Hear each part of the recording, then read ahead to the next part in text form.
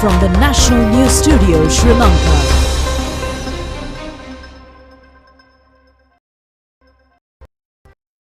Good evening. Welcome to the National News Broadcast. I'm Niket Karnaratna together with Malsa Dharmavardhana.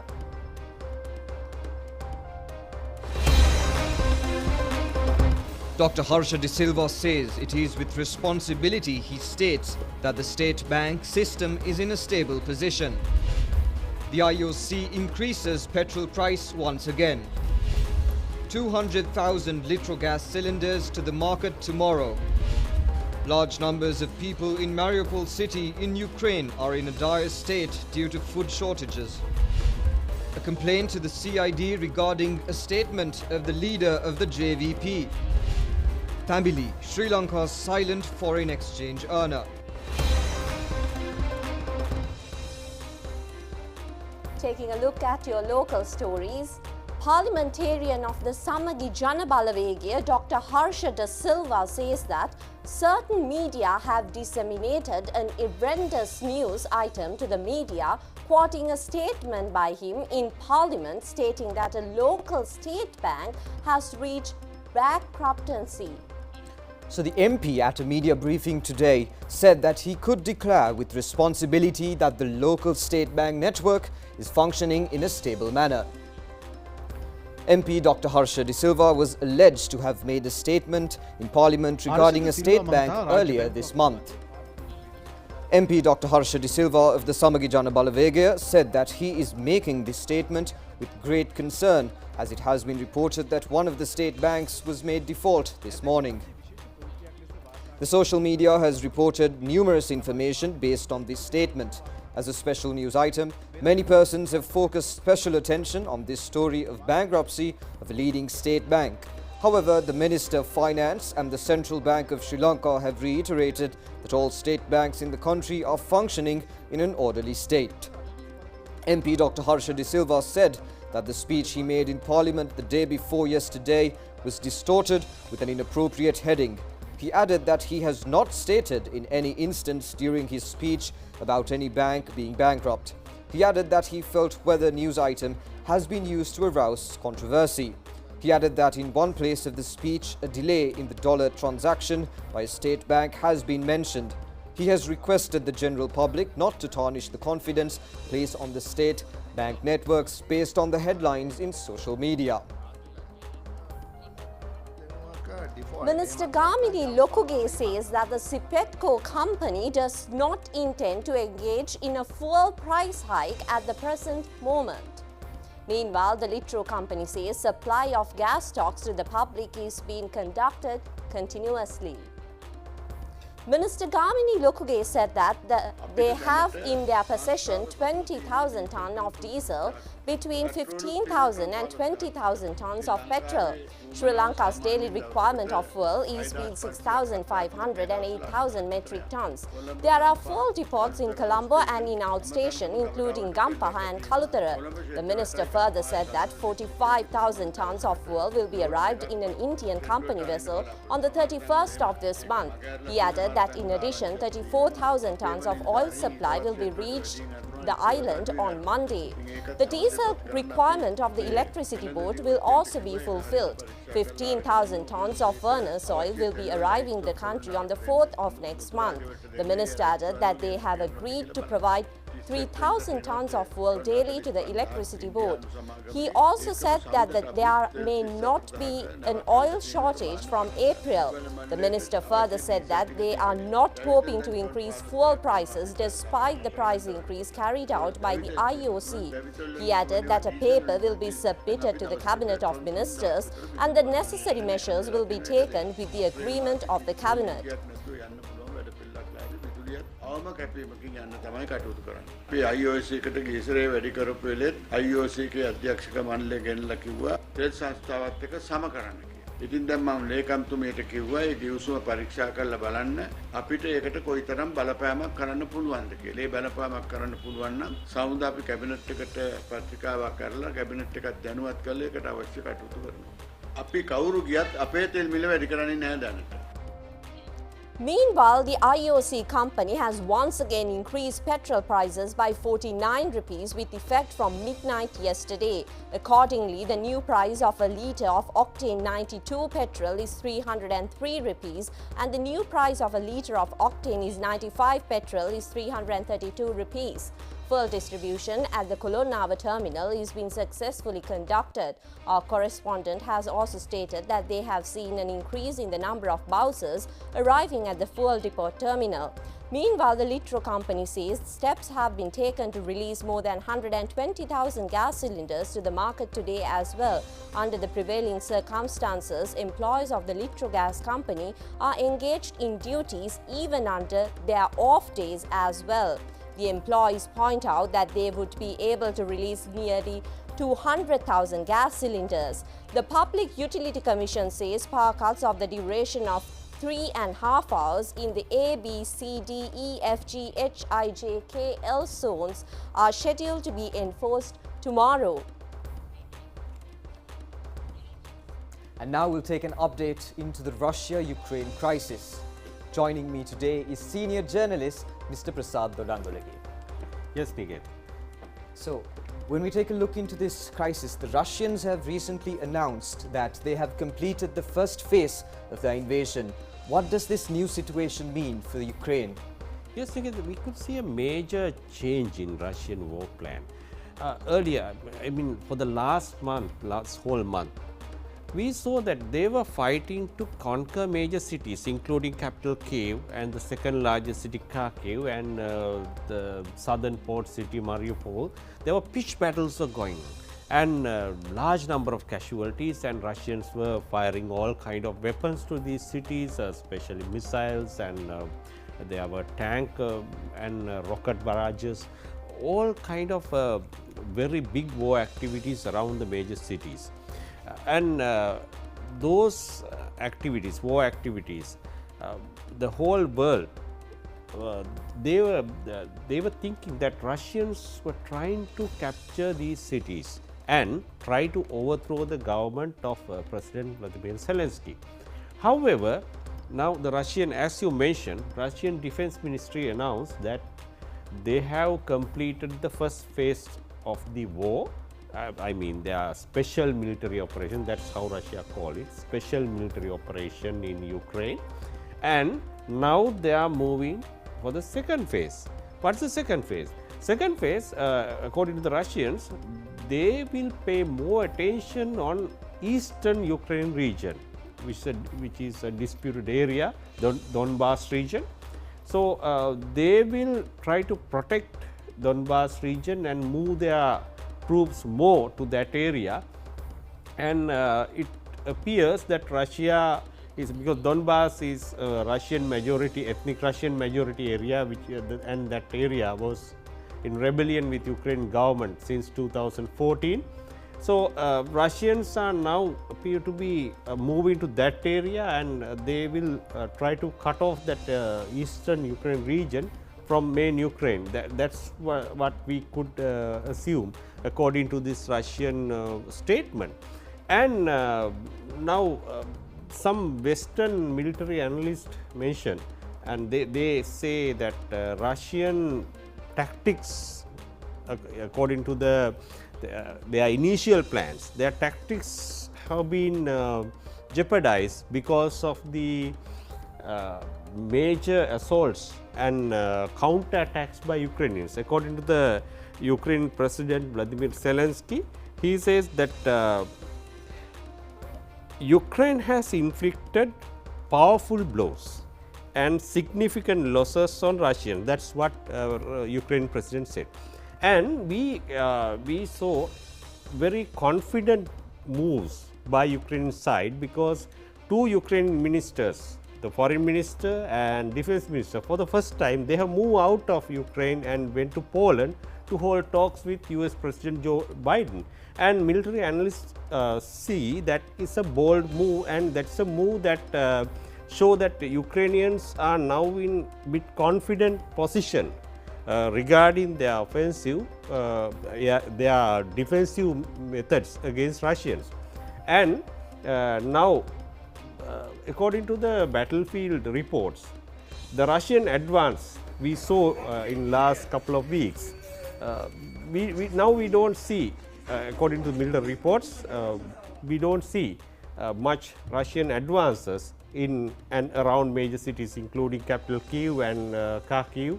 However, in the southern port city Mariupol, the situation is different because Russians are trying so hard to capture that city, because it's very important for Russians, because they can hold the whole, they can cut off Ukrainians from sea areas, and they can link southern and eastern areas after they capture Mariupol. That's why Russians are still fighting so hard to capture Mariupol.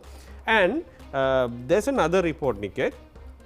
According to Western media, 7th Russian general has been killed in the battlefield. Now, but the Russian government, Russian Defense Ministry only admit that they lost 2 generals, but some Western media, including BBC, mentioned that 7 Russian generals have been killed in the battlefield so far during a month of fighting with Ukrainians. Now, the latest victim was Russian General Yakov Rezantsov. He was the commander of the Russia's 49th Combined Army. So, very important military personnel. So, if now we don't know, we don't have independent reports how many generals were killed. However, Russia says 2 and the Ukrainian says, and the Western media says 7. But death of a general means a big loss in a battlefield, like you lost during a chess game when you lost a big piece. It's a very different situation now, Niket. So, we at the moment we can't understand the motive of Russians, because now some Western analysts mentioned that their first intention was now changed due to the ground situation and Ukrainian assaults. Now Russians appear to be trying, they are trying to secure the eastern Ukraine and try to separate those areas from Ukraine mainland. Quite a situation indeed, Mr. Prasad. So what does this development mean for the global economy? Yes. Now, I would like to highlight a UN report, because United Nations, various UN agencies continuously assess the current situation and its impact for the global situation, because earlier we mentioned about the FAO and WFP reports regarding the food shortages, especially that during Ukrainian war, the wheat supply to the global market was totally jeopardized, and the global market lost 30% of wheat due to the war, and because of that WFP couldn't continue their aid programs in Africa. That's what happened last week. Now, UNCTAD mentioned that it has lowered its 2022 global economic growth projection to 2.6 from 3.6 due to the war in Ukraine and monetary tightening. That means the global economic growth will be down by 0.1%.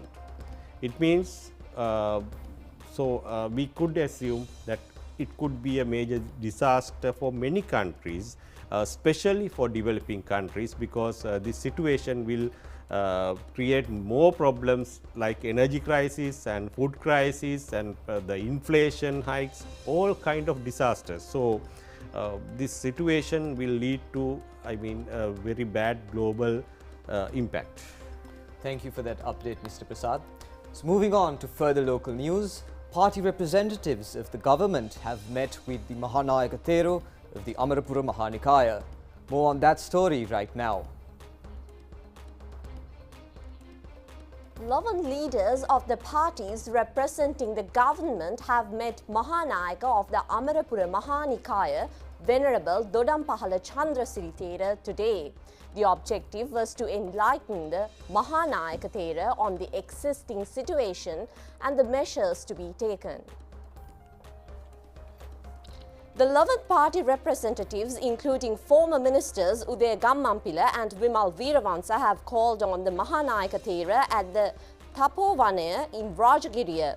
They have presented the program titled "The Entire Country on the Correct Path" to the Mahanayaka of the Amarapura Mahanikaya, Venerable Dodampahala Chandrasiri Thera.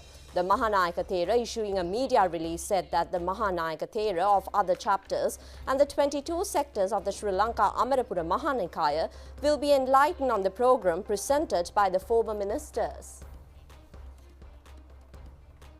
In further news, MPs and ministers of the government say that the responsibility of all people at this moment is not to attempt to topple the government, but to find solutions to the problems being experienced by the people. They further point out that the cooperation of all citizens is essential to come out of this difficult situation. State Minister Indika Anuruddha said that they have not stated any occasion to push Vimal Weerawansa or any other person to another group, despite the fact that they have been deprived of ministerial portfolios. He also said that these groups should also realize the importance of safeguarding the government, which was established with the support of them as well.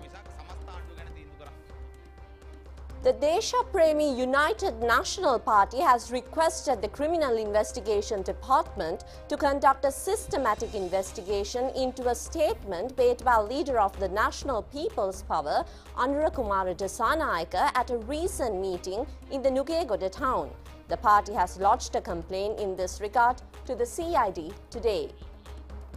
A group of representatives, including General Secretary of the party, Desha Premi UNP Sugat Hevapatirana, have arrived at the department this afternoon.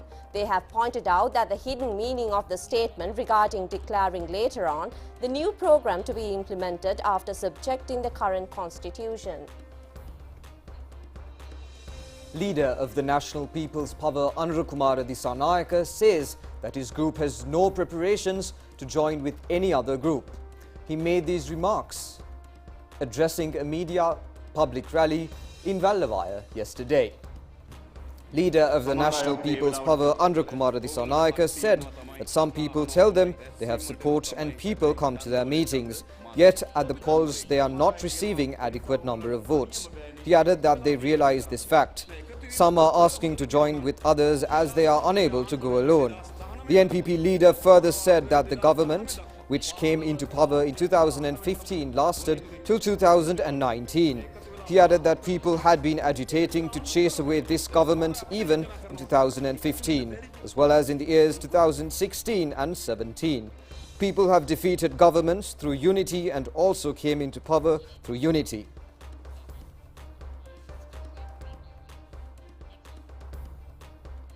We are now focusing your attention on King Coconut, a health drink of the people of Sri Lanka, which also quenches their thirst. King Coconut is a natural beverage which relieves hunger and thirst of the people who toil their energies, as well as of the people in higher ranks in society. King Coconut brought from the villagers are being sold for a paltry sum in the streets. Professor Atula of the Coconut Research Institute says that exporting of King Coconut had been a challenging task.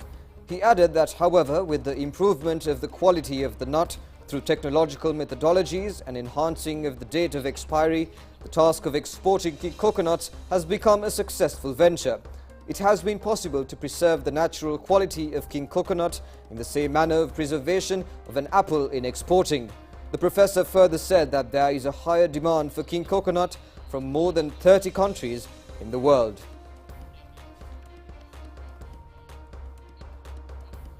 The Sri Lanka Rupavahini Corporation has organized a special training course on news announcing and program presentation. The first batch will successfully complete the training was presented with certificates at the Studio 3 of the corporation. The SLRC Educational Program Division and the Research and Training Units are responsible for conducting of special training course. The course director of the first group was former head of the Educational Programs Division, Mrs. Erin Vijay Kohn. The objective of the program is to inherit trained human resource personnel to the media sector. The duration of the training program is 6 months. More than 100 students have been enrolled in the first stage of the program. A special feature has been that some of the course participants were news presenters who are already engaged in services at Rupavahini Corporation and other media institutions. The resource persons of the course include university lecturers and veterans in the media profession. Chairman of the National Television, Sonala Gunawardena, and the Director General, Dr. B. Vijay Ratna, have presided over the ceremony of handing over certificates to the first batch of the course participants.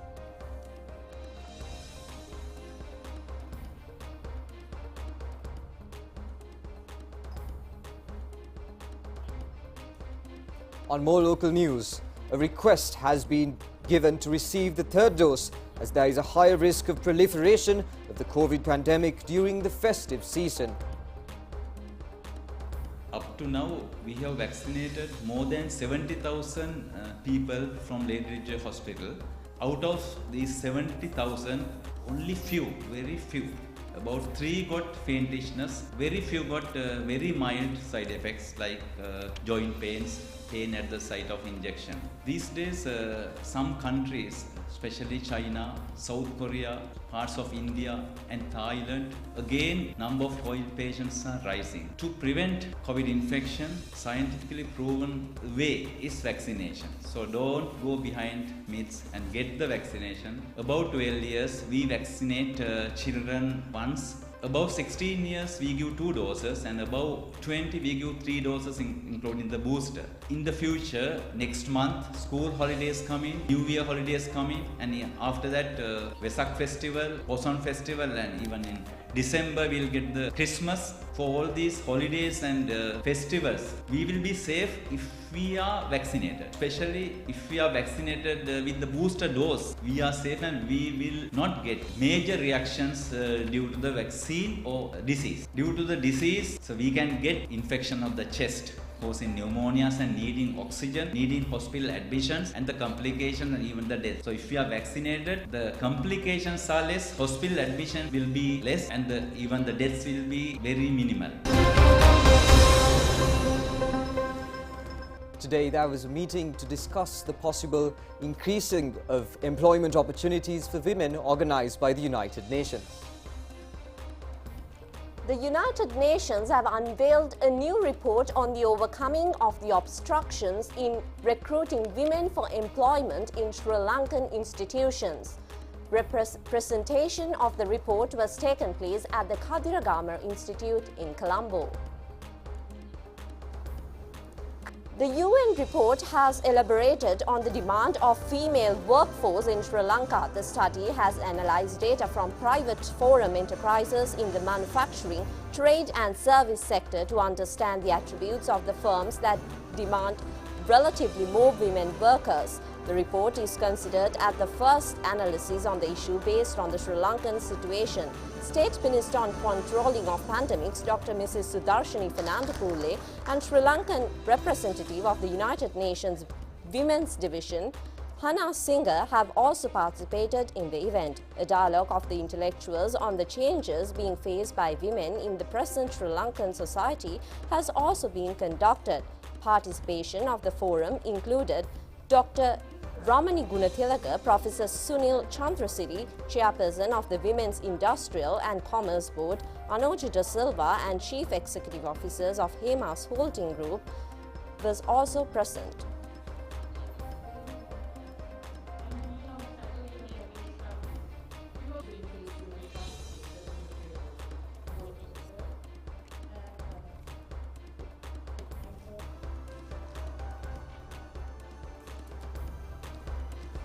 That at a low rate of female labor force participation is a significant marker of gender inequality. The Global Gender Gap Index has consistently noted that the gap in economic participation is the most pronounced gender gap for Sri Lanka. In fact, it is the 14th largest gender gap in labor force participation globally. Despite more women pursuing higher education, Sri Lanka has not been successful in translating high gains for women in secondary and tertiary education into an enhanced economic participation. Women cannot take full advantage of the investments they have made in their education and therefore do not reap the benefits for their effort. Their potential is stunted, their rights and opportunities sadly curtailed. For example, again, in Sri Lanka have consistently had a higher, or women in Sri Lanka have consistently a higher enrollment rate in tertiary education, with a gross enrollment ratio of 26.7 as opposed to males, which is 16.6 in 2020. However, women accounted for only 24% of managerial level positions in the fourth quarter of 2020. This has been broadly unchanged since 2015. Sri Lanka has an aging population, coupled with a workforce that is predicted to shrink. As noted by the World Bank, in just 15 years, more than 1 in 4, or 25% of Sri Lankans will be over 60. In this context, we need to engage a greater number of the country's working age population, in particular women, in the labor force to achieve economic growth and sustain any development strategy. We'll now take a look at the feature titled Abhiyoga Mada Hadina Rata. This was produced by the Presidential Media Division. The Galface Green boasts of a proud history with the winning attractions of many foreign tourists. The Sri Lanka Port Authority and the Sri Lanka Navy are engaged in a development program of this resource. The Galface Green has remained in an extremely low status in the recent past, which has necessitated its reconstruction. The labours are being provided by the sailors of the Sri Lanka Navy. The Sri Lanka Ports Authority provides necessary funds and raw material. Accordingly, the boutiques set up near the sea will be relocated with the construction of shops conforming to international standards. The fully equipped facility will be subjected to surveillance by a CCTV system as well. A beach garden with 60 shops, security, communication and other facilities are also being extended.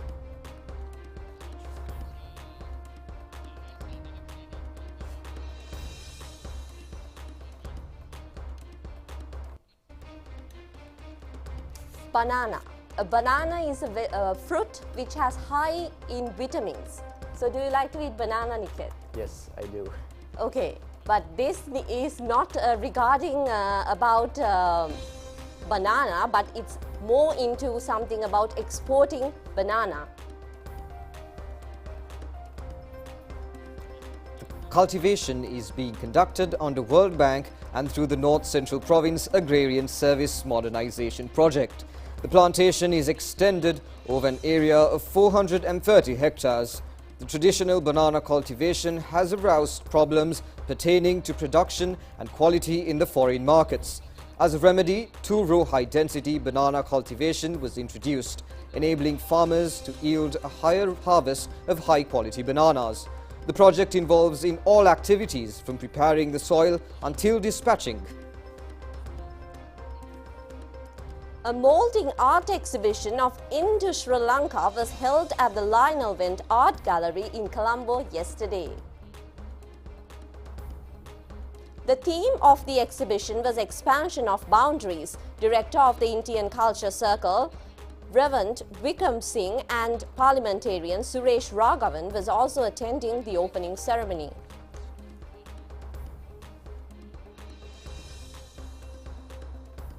Veteran actress Mallika Pilapitiya has passed away this morning. She was 86 years old at the time of her demise. Mallika Pilapitiya was born on the 4th of December 1936 in Hanguranketha. Her maiden name was Desi Irene Mallika Pilapitiya. She had received her education in the English medium from the Good Shepherd Convent in Kandy. The late artist had shown special skills in dancing and music. Mallika Pilapitiya had portrayed the main character of the Rekava film, directed by Lester James Pearce in the year 1956. She had also contributed in acting in the Golu Hadavata teledrama as well. She was the mother of 4 children, including the popular actor Roshan Pilapitiya. The cause of her death was a sudden heart attack. The remains of Mallika Pilapitiya are being kept in a private funeral parlour in Colombo. The funeral is scheduled to be conducted at the General Cemetery, Buralla at 4 p.m. next Monday.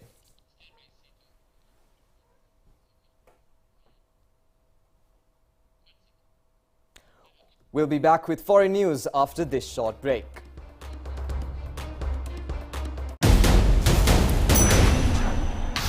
Mode Engineering பெருமையுடன் வழங்கும் உங்கள் அபிமான Vijay TV super singers கலந்து சிறப்பிக்கும் Vijay TV super singers live 2022 April 1ஆம் தேதி மாலை 6:30 முற்றிலும் குளிரூட்டப்பட்ட பாபலப்பிட்டி புதிய கதிரேசன் மண்டபத்தில் உங்கள் அபிமான மானசி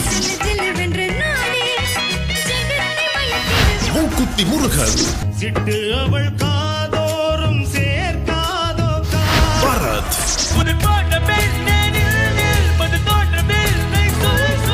முத்து சிப்பி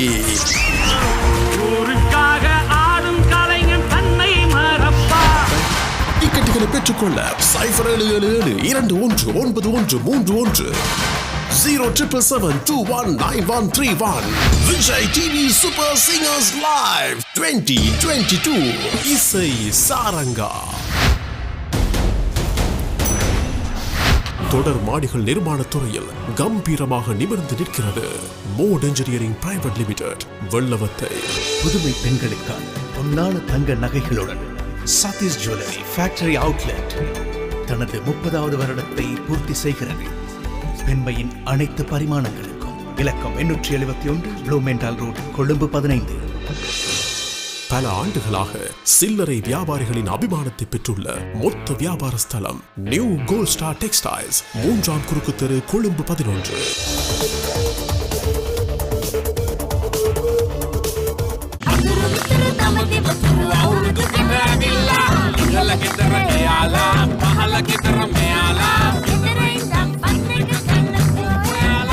Prima Kottumi, hot and spicy නව වසරක් වේවා.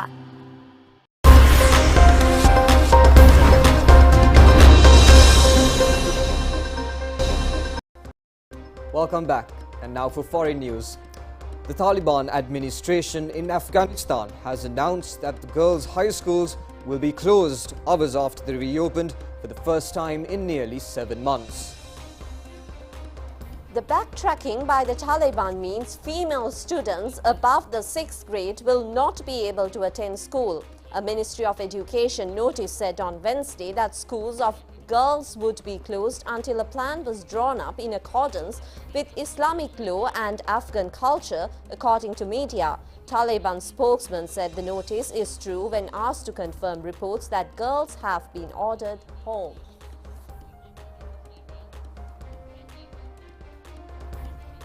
Prima Kottumi, hot and spicy නව වසරක් වේවා.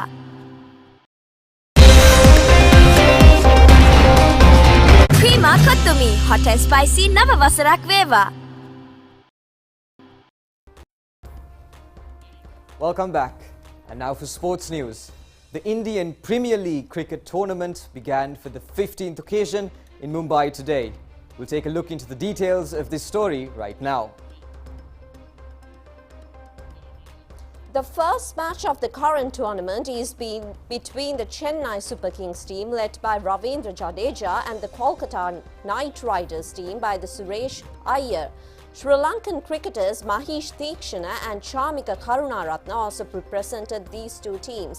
The tournament is being conducted with the participation with 10 teams till the 29th of May. The Mumbai Indians team has won the trophy of the IPL on most occasions. The other Sri Lankan players who participated in the tournament are Vanidu Hasaranga, Dushman Chamira and Bhanuka Rajapaksha. Prima Kottumi, hot and spicy නව වසරක් වේවා. That's all the news for today. Join us again at the same time tomorrow. Good night. Good night.